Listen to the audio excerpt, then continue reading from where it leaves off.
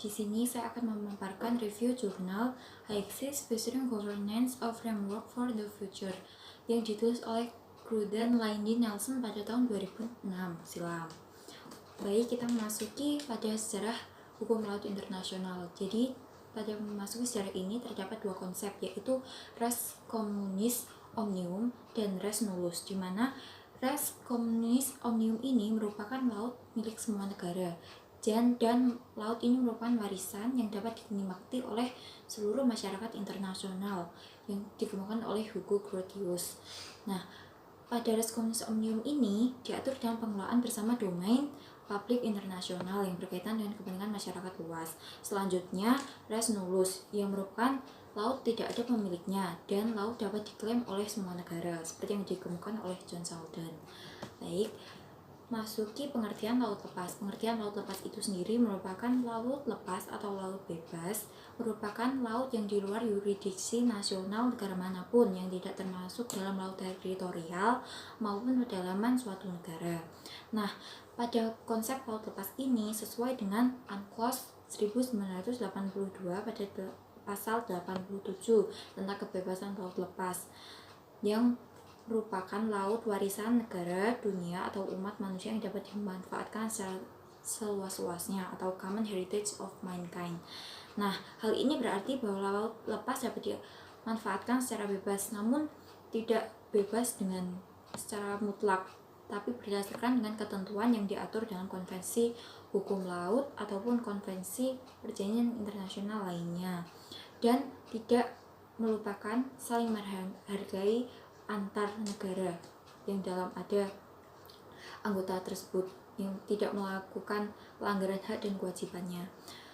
Memasuki 8 kebebasan berlayar pada yang diatur pada pasal 87 UNCLOS 1982 tentang kebebasan laut lepas, yang dimana laut lepas merupakan laut yang terbuka untuk semua negara.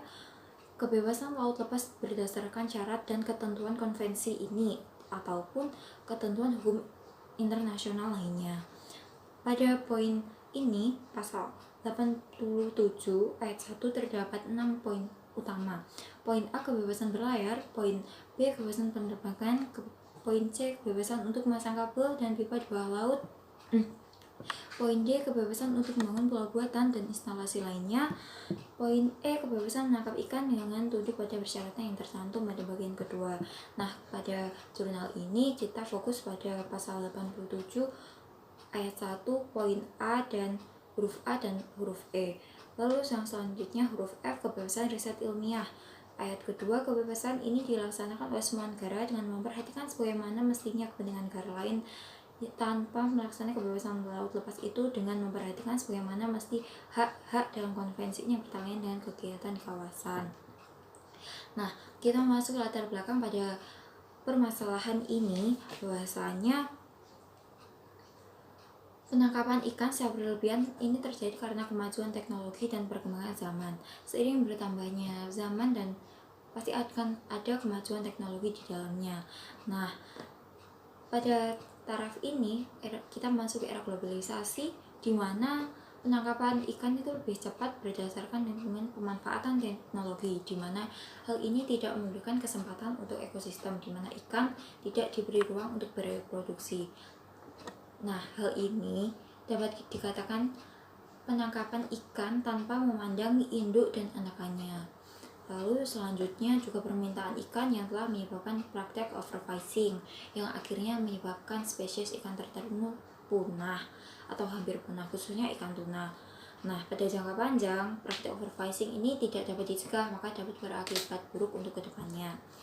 Lalu untuk masuk ke masalahnya, kompleksitas atau kompleksnya permasalahan di laut ini tentang pengelolaan tata kelola laut di tata kelola ikan di laut lepas yang ditangani oleh RFMO dalam masyarakat internasional ini mulai dari ekspansi ikan secara besar-besaran menyebabkan pemanenan dan penggunaan KKN sumber daya hayati laut ikan secara tidak efisien, di mana terjadi eksploitasi ikan secara besar-besaran sehingga menyebabkan anggapan kurangnya optimalisasi kinerja dari RFMU ini sendiri. Yang dapat kita lihat, pemanfaatan laut lepas ini tidak dapat dilakukan secara bebas, namun harus mematuhi pada ketentuan pasal 87 Unclos 1982. Nah, pada konsep pengelolaan laut lepas ini sendiri terdapat 4 hal yang harus kita utamakan, yaitu pertama, semua negara ini memiliki hak yang sama, mengingat laut lepas ini merupakan warisan dari nenek moyang kita. Untuk mendapatkan keuntungan dari perikanan, terlepas mereka berpartisipasi atau tidak. Lalu selanjutnya pengelolaan lingkungan. Nah, pengelolaan lingkungan ini juga tidak kalah pentingnya untuk dijangka ke depan atau jangka panjangnya, di mana pengelolaan perikanan harus ramah lingkungan agar mampu menimbulkan ramah lingkungan berkelanjutan. Lalu selanjutnya pemanfaatan sumber hayati khususnya di laut dengan ikan. Nah, sumber daya hayati ini khususnya pada jenis ikan harus dimanfaatkan secara efisien, tidak dengan cara penggunaan pengeboman atau penggunaan pukat, di mana akan merusak terumbu karang dan punahnya varietas jenis tanaman tertentu dan spesies ikan tertentu. Lalu yang terakhir adalah manajemen ikan, di mana pengelolaan ikan ini haruslah bertanggung jawab, di mana kita mengingat laut lepas ini tidak ada yang memiliki dan harus benar bersama-sama, maka kita harus mengoptimalisasi penggunaan laut lepas ini oleh RFMU. Namun, seiring berjalannya waktu, RFMU ini dianggap tidak mampu menjalankan kinerjanya atau kinerjanya tidak optimal, di mana pada pertengahan tahun 1970-an terjadi ekspansi ikan secara besar-besaran yang awalnya presentasenya 10% berubah naik menjadi 25%. Dampak pada beberapa sektor kehidupan karena kurang optimalnya pengelolaan ikan di laut lepas menimbulkan beberapa dampak di beberapa sektor. Yang pertama ekonomi, yang kedua biologi, dan yang ketiga adalah lingkungan. Rudder dan Nelson menawarkan solusi untuk menghadapi eksploitasi ikan secara berlebihan di laut lepas ini dengan pembentukan organ baru yang menggantikan posisi RFMU yang dianggap kurang optimal, yaitu High-Seas Fishery Management Company atau HSFMC. Dan yang kedua pendirian organ baru Environmental Standard Setter atau ISS.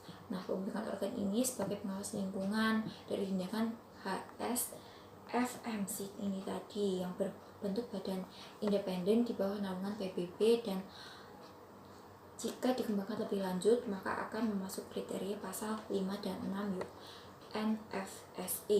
Pendirian organ baru High-Seas Fishery Management Company atau HSFMC ini merupakan perusahaan. Jadi organ ini berbentuk perusahaan di mana terdapat struktural di dalamnya.